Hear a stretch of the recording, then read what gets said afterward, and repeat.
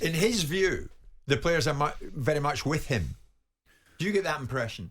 Well, you see, there's a lot made of situations here when people talk about whether someone a group of players are playing for the manager or not.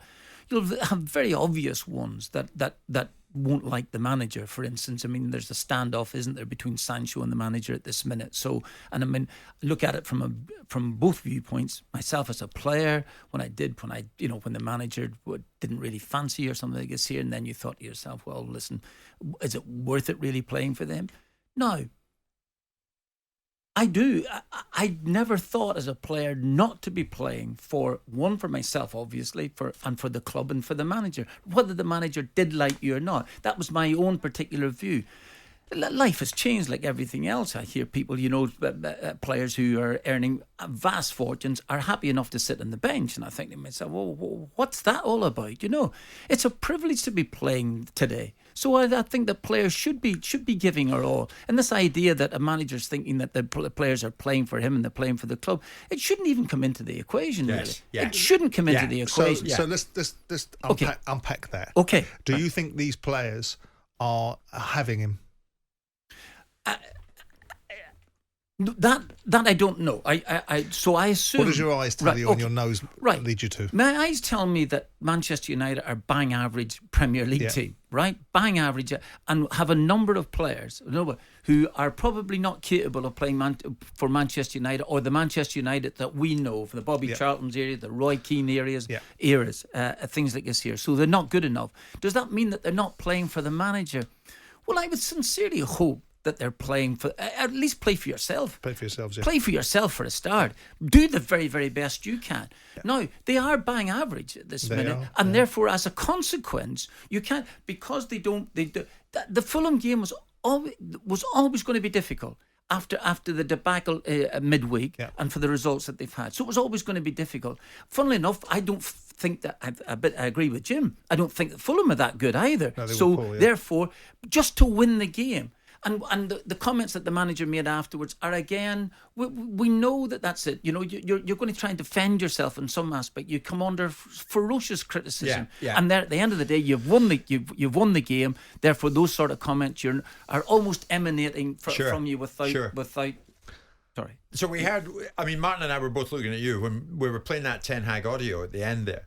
And I think many United fans would accept as well what Martin has said, that Manchester United are bang average at the moment. Yeah. But when we listened to Ten Hag, you quite respectfully said, well, that's a crock of old. I mean, you're not having it. You're not having him. I think what you saw on Saturday with the players were doing the fundamental requirement, which is playing for the basic principles of playing for themselves. Because there comes a point where even the players have to price into their thinking that some of the performances they put out recently haven't been good enough on a variety of levels. I don't just mean on their ability as a football team, but I mean on their application, their commitment, their determination, the resilience, all the things that if you can't get the technical ability, you fall back on. You fall back on work rate. You fall back on the principles of being a difficult side to play against. None of that's been Man United's gift over the last 3 months from the beginning of this season. So when I listen to Ten Hag talking about the obvious evidence of one's eyes, which is clearly he was answering a question. And of course, you can only answer the question that's put in front of you unless you're a politician and you can redirect and answer the question that you want to. Yeah. Right? But in this instance, as a football manager, he talks about the fact that clearly the response was there.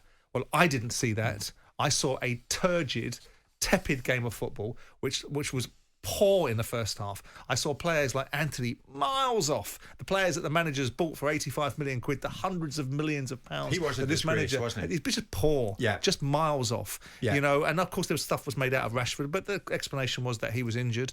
I look at it and say that by hook or by crook, by luck and by the fact that the opposition was poor and the fact that United just about got over the line is not a testament for Ten Hag to double down on the idea that these players are fully behind him. Because I don't think it's binary. I don't think they're for or against you. I think they breeze players with whatever suits them. Right? And there'll always be a dissenting element of players that aren't getting what they want. and you have to get the balance right. And Martin can speak to that far more eloquently than me, but I always thought it was like a football formation, like a 4-4-2. You've got 4 players in the dressing room that go with you.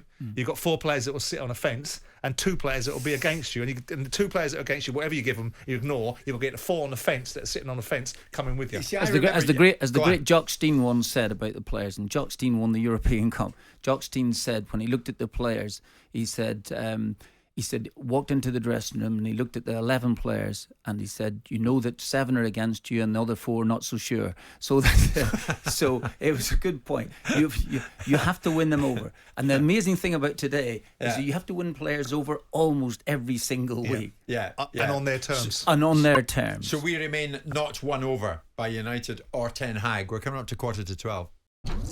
Jim White and Simon Jordan. Monday to Friday mornings from 10 on AM, on DAB, via the talkSPORT app and on your smart speaker. talkSPORT.